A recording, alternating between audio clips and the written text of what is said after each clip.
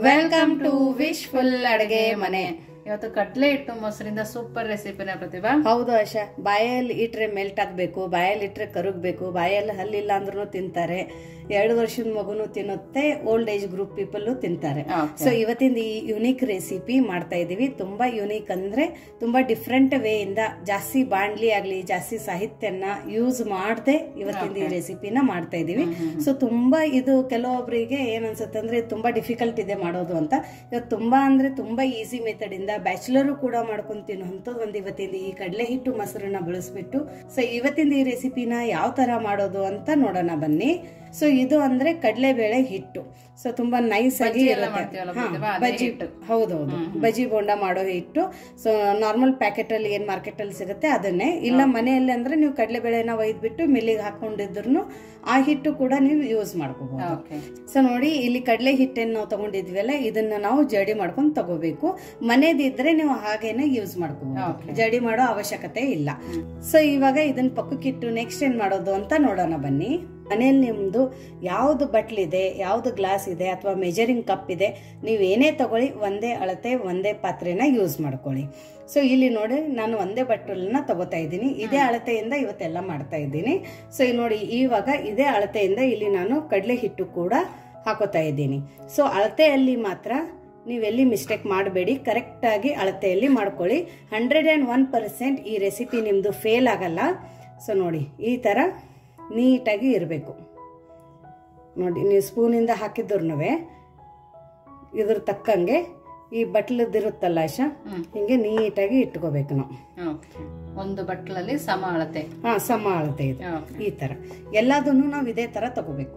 Actually ಅಳತೆ ಏನೇನ್ ತಗೊಂತೀವಿ ಅದೆಲ್ಲದನ್ನು ಇದೇ ಅಳತೆನಲ್ಲಿ ತಗೋಬೇಕು. ಹೌದೌದು. ಸೊ ನೋಡಿ, ಇವಾಗ ಇದು 1 ಬಟ್ಲು ಕಡಲೆ ಹಿಟ್ಟನ್ನ ನಾವು ಇವಾಗ ಇಲ್ಲೊಂದು ಮಿಕ್ಸಿ ಜಾರ್ ತಗೊಂಡಿದ್ದೀವಲ್ಲ, ಇದೇ ಮಿಕ್ಸಿ ಜಾರಕ್ಕೆ ಹಾಕೊಳ್ಳೋಣ.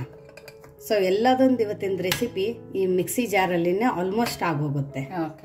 ಸೊ ಇವಾಗ ಮತ್ತೆ ಇದೇ ಮಿಕ್ಸಿ ಜಾರಕ್ಕೆ ನೋಡಿ, ಇಲ್ಲಿ ಚಿರೋಟಿ ರವೆನ ನಾ ತಗೊಂಡಿದ್ದೀನಿ. ಸೇಮ್ ಅಳತೆಯಲ್ಲಿ ಚಿರೋಟಿ ರವೆನ ತಗೊಂಡಿರೋದು. ನೀವು ದಪ್ಪ ರವೆ ತಗೊಂಡಿದ್ರೆ ಫಸ್ಟ್ ರವೆನ ಹಾಕೊಂಡು ಸ್ವಲ್ಪ ಮಿಕ್ಸರ್ ಅಲ್ಲಿ ಸಣ್ಣ ಮಾಡಿ ಆಮೇಲೆ ಕಡಲೆ ಹಿಟ್ಟನ್ನ ಹಾಕೋಬೇಕು. ಸೊ ಇಲ್ಲಿ ನಾನು ಚಿರೋಟಿ ರವೆ ಅಂದ್ರೆ ಸಣ್ಣ ರವೆನ ತಗೊಂಡಿದ್ದೀನಿ. ಅದನ್ನು ಕೂಡ 1 ಬಟ್ಲಷ್ಟು ಇದ್ರೊಳಗಡೆ ಹಾಕೊಂಡಿರೋದು. ಇವಾಗ ನೋಡಿ, ಮತ್ತೆ ಅದೇ ಅಳತೆಯಲ್ಲಿ ಇಲ್ಲಿ ನಾನು ಮೊಸರನ್ನ ತಗೊಂಡಿದ್ದೀನಿ. ನಾರ್ಮಲ್ ಮೊಸರು ಇದೆ, ತುಂಬಾ ಜಾಸ್ತಿ ಹುಳಿ ಇದ್ರೆ ಒಂದ್ ಸ್ವಲ್ಪ ಕಡಿಮೆ ಹಾಕೊಳ್ಳಿ. ಇಲ್ಲ ನಾರ್ಮಲ್ ಆಗಿದೆ ಮೊಸರು ಚೆನ್ನಾಗಿದೆ ಅಂದ್ರೆ ನೀವು ಕರೆಕ್ಟ್ ಆಗಿ 1 ಬಟ್ಲಷ್ಟು ಇಲ್ಲಿ ಮೊಸರನ್ನ ಹಾಕೋಬೇಕು.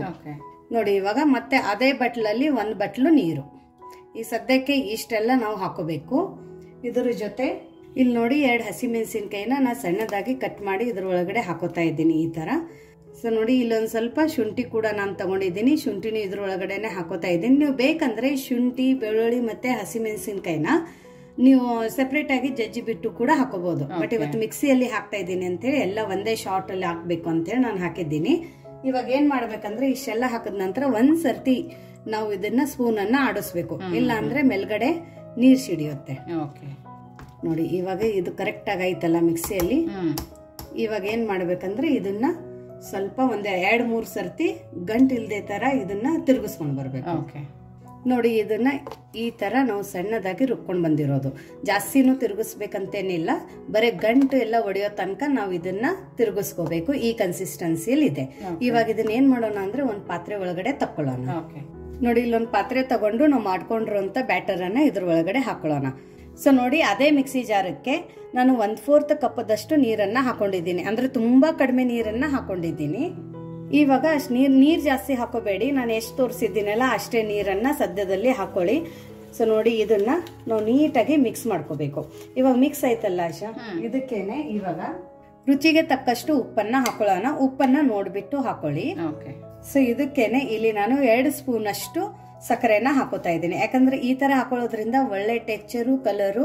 ಇದನ್ ಬಿಟ್ಟು ಇನ್ನೊಂದು ಮೇನ್ ಇಂಗ್ರೀಡಿಯೆಂಟ್ಸ್ ಇದೆ ನೋಡಿ, ಸ್ವಲ್ಪ ಹಿಂಗು, 1/4 ಸ್ಪೂನ್ ಅಷ್ಟು ಹಿಂಗನ್ನ ತಗೊಂಡಿದ್ದೀನಿ.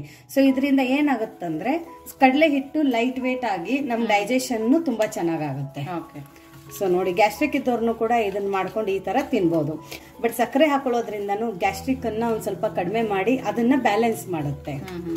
ಸೊ ನೋಡಿ, ಇವಾಗ ಇಷ್ಟು ಮಿಕ್ಸ್ ಮಾಡಿದ ನಂತರ ಇದ್ರ ಮೇಲ್ಗಡೆ ನಾವು ಒಂದ್ ಲಿಡ್ ಅನ್ನ ಮುಚ್ಚಿಡ್ಬೇಕು. ಎಷ್ಟು ನಿಮಿಷ ಪ್ರತಿಭಾ? ಒಂದು 10 ರಿಂದ 15 ನಿಮಿಷ ಇದೇ ತರ ಬಿಡ್ಬೇಕು. ಯಾಕಂದ್ರೆ ರವೆ ಹಾಕಿದ್ದೀವಿ. ಸೊ ರವೆ ಸೆಟ್ ಆಗ್ಬೇಕಂದ್ರೆ ಒಂದು 15 ನಿಮಿಷ ನಾವು ಇದನ್ನ ಮುಚ್ಚಳನ ಮುಚ್ಚಿಬಿಟ್ಟು ಇದೇ ತರ ಇಡೋಣ. ಅಷ್ಟರಲ್ಲಿ ನೆಕ್ಸ್ಟ್ ಪ್ರೋಸೆಸ್ ಅನ್ನ ಮಾಡ್ಕೊಳ್ಳೋಣ. ಸೊ ನೋಡಿ, ಇಲ್ಲಿ ನಾವು 2 ಪಾತ್ರೆನ ತಗೊಂಡಿದ್ದೀವಿ. ಮನೆಯಲ್ಲಿ ಯಾವ ಸ್ಟೀಲ್ ಪಾತ್ರೆ ಇದೆ ಅದನ್ನ ನೀವು ತಗೋಬಹುದು.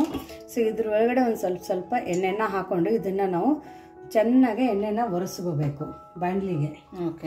ಯಾಕಂದ್ರೆ ನಾವು ಮಾಡುವಂತ ಡೋಕ್ಳನ ಅಂಟಬಾರ್ದಲ್ಲ ಸುತ್ತ ಎಲ್ಲ, ಹಾಗಾಗಿ ಸುತ್ತಾನು ಹಚ್ಕೋಬೇಕು. ಆಮೇಲೆ ಮಧ್ಯದಲ್ಲಿನೂ ಹಚ್ಕೋಬೇಕು, ಸುತ್ತಾನು ಎಜ್ಜೆಸಕ್ಕೂ ಹಚ್ಕೋಬೇಕು. ಇದನ್ನ ನಾವೆಲ್ಲ ರೆಡಿ ಮಾಡ್ಕೊಂಡು ಇಟ್ಕೊಂಡಿದ್ರೆ ಇನ್ಮೇಲೆ ಪ್ರೋಸೆಸ್ ತುಂಬಾ ಫಾಸ್ಟ್ ಆಗಿ ಮಾಡ್ಬೇಕಾಗತ್ತೆ. ಸೊ ಹಾಗಾಗಿ ಇದನ್ನ ನಾವು ರೆಡಿ ಮಾಡ್ಕೊಂಡಿರೋದು. ಇವಾಗ ಇದು ಎಣ್ಣೆ ಹಚ್ಕೊಂಡಿರೋದು ಪಾತ್ರೆಗಳನ್ನ ನಾವು ಪಕ್ಕಕ್ಕೆ ಇಟ್ಕೊಂಡು ನೆಕ್ಸ್ಟ್ ಏನ್ ಮಾಡೋದು ಅಂತ ನೋಡೋಣ. ನೋಡಿ, ಇಲ್ಲಿ ಒಂದು ನಾನು ಪಾತ್ರೆನ ತಗೊಂಡಿದ್ದೀನಿ. ಸ್ಟೀಲ್ ಪಾತ್ರೆ, ನೀವು ಬೇಕಂದ್ರೆ ಕಡಾಯಿನೂ ತಗೋಬಹುದು. ಬಟ್ ಪಾತ್ರೆ ಯಾವ ತರ ತಗೋಬೇಕಂದ್ರೆ ಎದರಲ್ಲಿ ನಮ್ಮ ಬಾಣ್ಲಿ ಇಡ್ತೀವಲ್ಲ ಆ ಬಾಣ್ಲಿ ಅದ್ರ ಒಳಗಡೆ ಹಿಡಿಬೇಕು. ಆ ತರ ನಾವು ಪಾತ್ರೆನ ತಗೋಬೇಕು. ಹೌದೌದು. ಸೊ ಆ ತರ, ಸೊ ಅದು ಪಾತ್ರೆ ಹಿಡಿಯುವಂತ ಪಾತ್ರೆನ ನೀವು ತಗೋಬೇಕು. ಇಲ್ಲಿ ನಾನು ಒಂದ್ 2 ಗ್ಲಾಸ್ ಆಗೋಷ್ಟು ನೀರನ್ನ ಹಾಕೊಂಡಿದ್ದೀನಿ. ಅದ್ರ ಒಳಗಡೆ ಒಂದು ಸ್ಟ್ಯಾಂಡ್ ಅನ್ನ ಪ್ಲೇಸ್ ಮಾಡ್ಬೇಕು.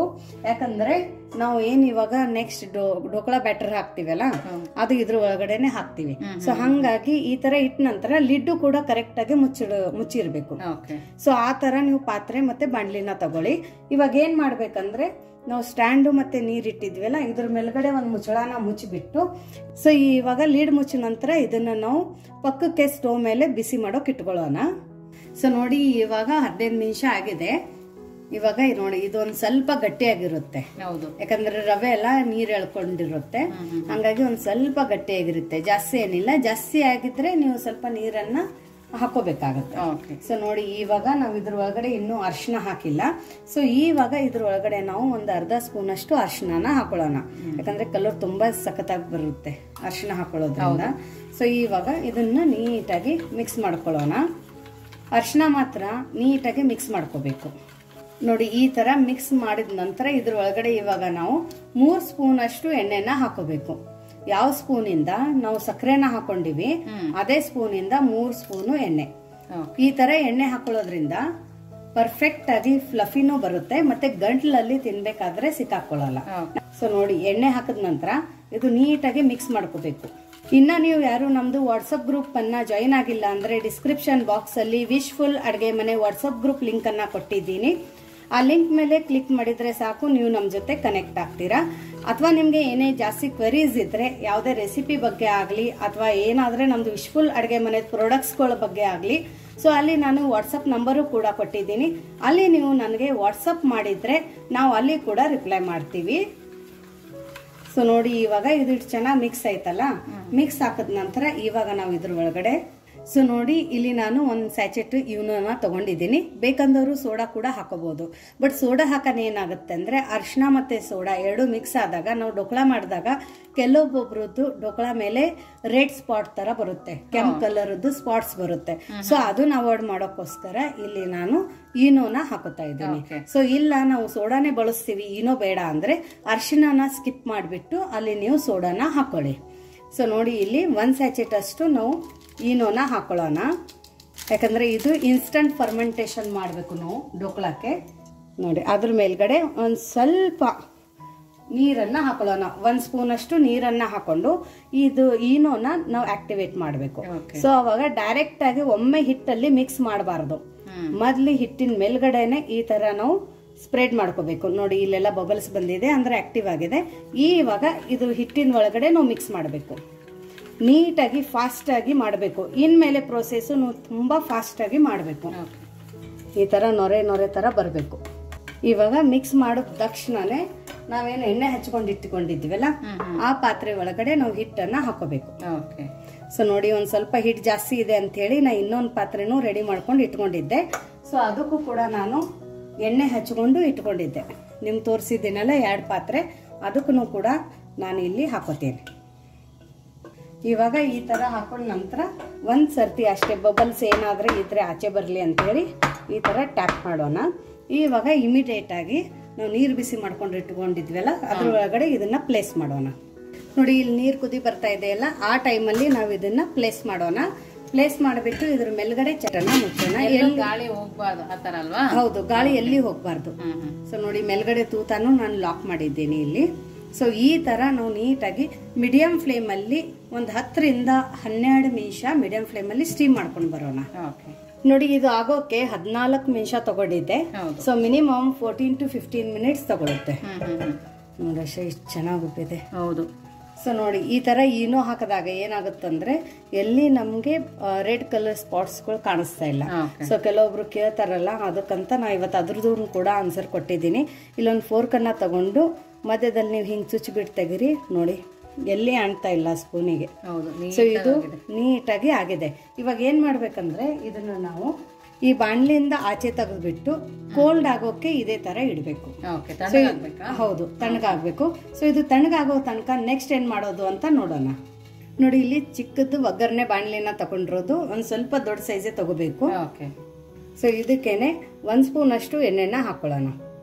ಎಣ್ಣೆ ಚೆನ್ನಾಗಿ ಬಿಸಿ ಆಗಿರ್ಬೇಕು. ನೋಡಿ ಎಣ್ಣೆ ಚೆನ್ನಾಗಿ ಕೈದ ನಂತರ ಒಂದ್ ಸ್ವಲ್ಪ ಸಾಸಿವೆ ಹಾಕೊಳ್ಳೋಣ, ಸ್ವಲ್ಪ ಜೀರಿಗೆ ಹಾಕೊಳ್ಳೋಣ. ಫ್ಲೇಮನ್ನ ಲೋ ಫ್ಲೇಮಲ್ಲಿ ಇಟ್ಕೊಳ್ಳಿ. ಇವಾಗ ಒಂದು ಸ್ವಲ್ಪ ಕರಿಬೇವು, ಒಂದು 4 ರಿಂದ 5 ಹಸಿಮೆಣಸಿನ್ಕಾಯಿನ ಮಧ್ಯದಲ್ಲಿ ಸೀಳ್ಬಿಟ್ಟು ಹಾಕೊಂಡಿರೋದು. ಅದ್ರ ಜೊತೆ ಒಂದು 2 ಸ್ಪೂನ್ ಅಷ್ಟು ಎಳ್ಳನ್ನು ಹಾಕೊಳ್ಳೋಣ. ಈಗ ನೋಡಿ ಎಳ್ಳು ಎಲ್ಲ ಕಡೆ ಸಿಡಿಯುತ್ತೆ, ಕೇರ್ಫುಲ್ಲಾಗಿ ಹಾಕೋಬೇಕು.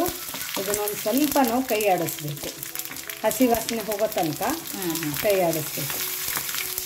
ನೋಡಿ ಇವಾಗ ಇದ್ರ ಒಳಗಡೆ ಒಂದು ಸ್ವಲ್ಪ ನೀರನ್ನು ಹಾಕೊಳ್ಳೋಣ. 1/4 ಕಪ್ಪು, 3/4 ಕಪ್ಪದಷ್ಟು ನೀರು. ಇವಾಗ ನೋಡಿ ಇಲ್ಲಿ ಎಷ್ಟು ನೀರು ಹಾಕಿದ್ದೀವಲ್ಲ, ಈ ನೀರಕ್ಕೆ ಎಷ್ಟು ಉಪ್ಪು ಬೇಕೋ ಅಷ್ಟೇ ಹಾಕೋಬೇಕು. ಇಲ್ಲಿ ಇವಾಗ ಮತ್ತೆ ಒಂದು 2 ಸ್ಪೂನ್ ಅಷ್ಟು ಸಕ್ಕರೆನ ಹಾಕೊಳ್ಳೋಣ.